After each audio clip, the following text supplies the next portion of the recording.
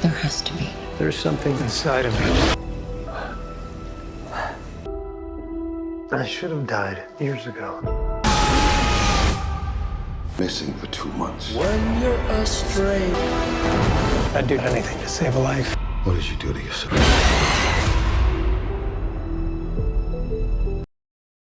The film started somewhere in Costa Rica. A team of scientists led by Dr. Michael Morbius arrive at a cave.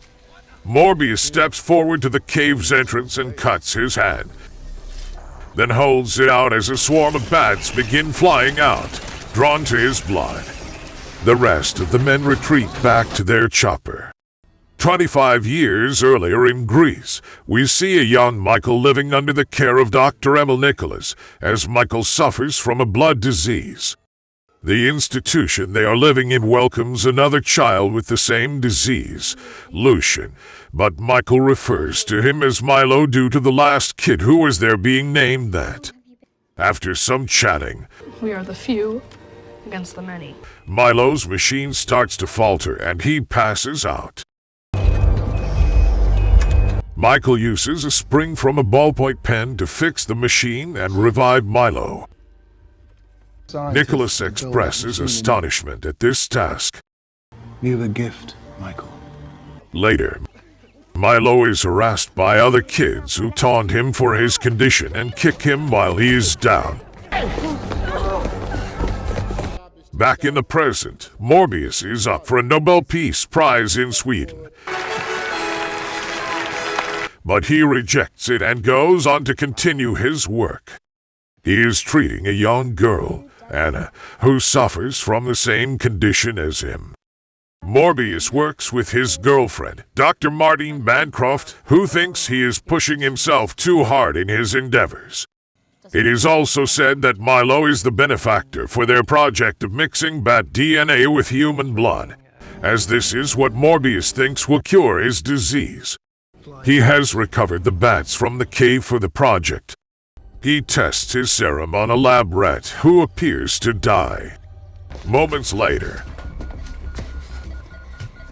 Anna starts to have a seizure, but Morbius is able to take care of her before she suffers a stroke. Martin looks back at the lab and sees that the rat is revived and moving, meaning Morbius's serum is a success.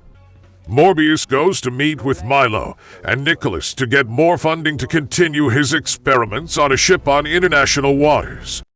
Milo has been living under Nicholas's care since childhood. Morbius and Milo have become like brothers, but Morbius makes it seem urgent that Milo help him as soon as possible before it's too late for both of them.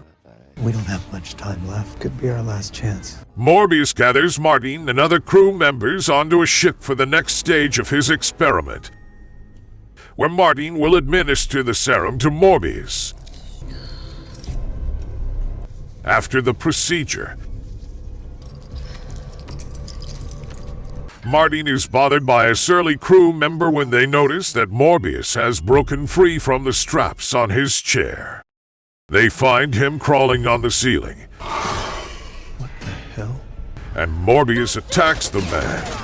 Other mercenaries show up, and Morbius, now having turned into a vampiric monster, attacks all of them and drains them of their blood. Martine is knocked unconscious in the struggle, and after Morbius regains his humanity, he watches himself attacking the men on security cameras.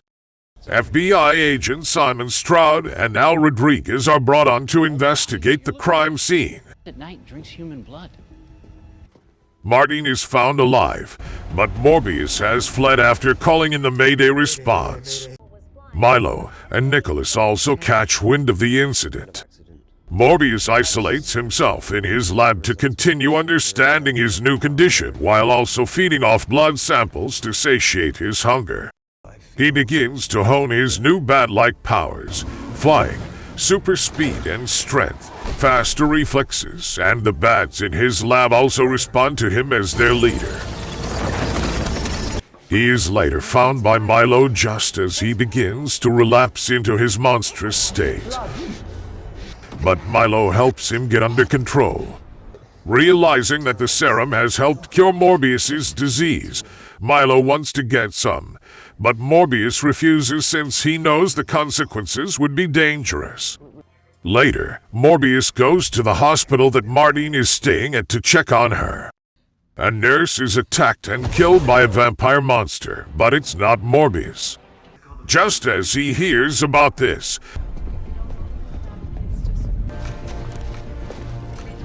Stroud and Rodriguez appear to question Morbius, who ends up trying to flee.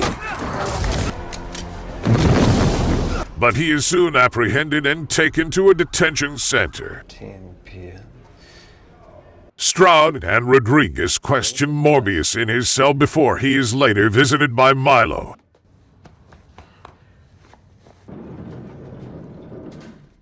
After Milo leaves his cane behind, Morbius realizes that Milo took the serum for himself, and he's the one who killed the nurse.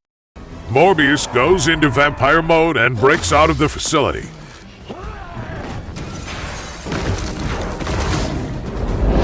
Then watches as Milo becomes a vampire and kills a man at a newsstand. After being found, Milo attempts to convince Morbius to join him as they can give in to their newfound powers and urges. He chases Milo into the subway, where they both fly and crash in front of others. Police show up to arrest Milo, but he slaughters them all.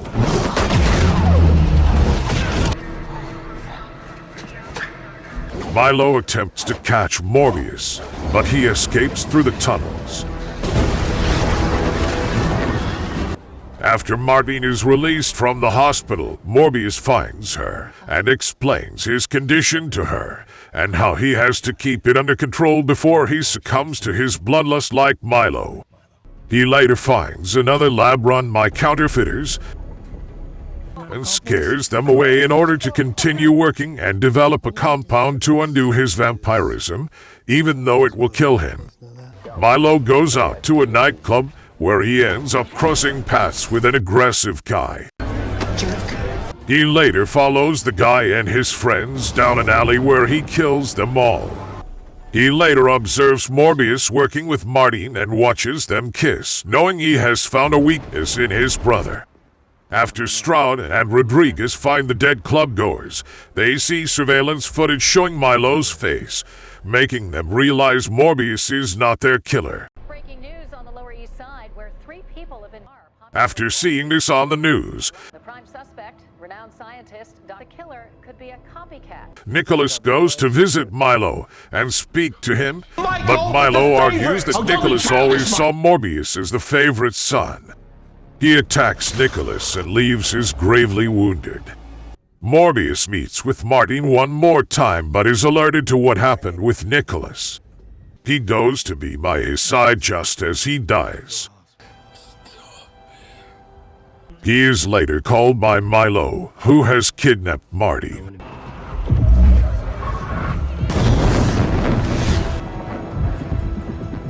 Morbius reaches her, but she is also seriously injured by Milo.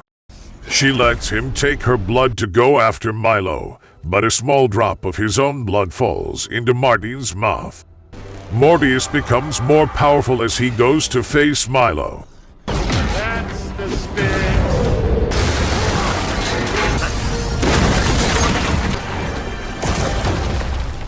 He summons his bats and uses them to surround Milo, giving him a chance to approach his brother and inject him with the compound.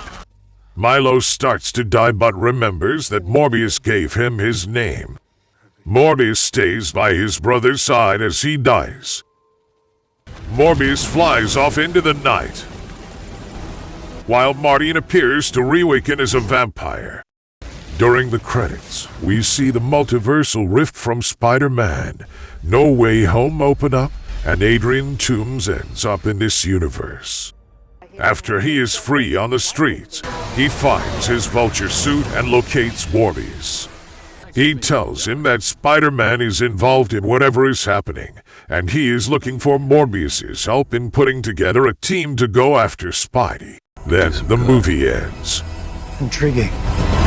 Thank you for watching our featured video here in Movie Summary. I hope you have enjoyed watching our videos. Please like and share this video on your social media and subscribe to our channel to help us grow. Bye for now and see you in the next upload of our next videos.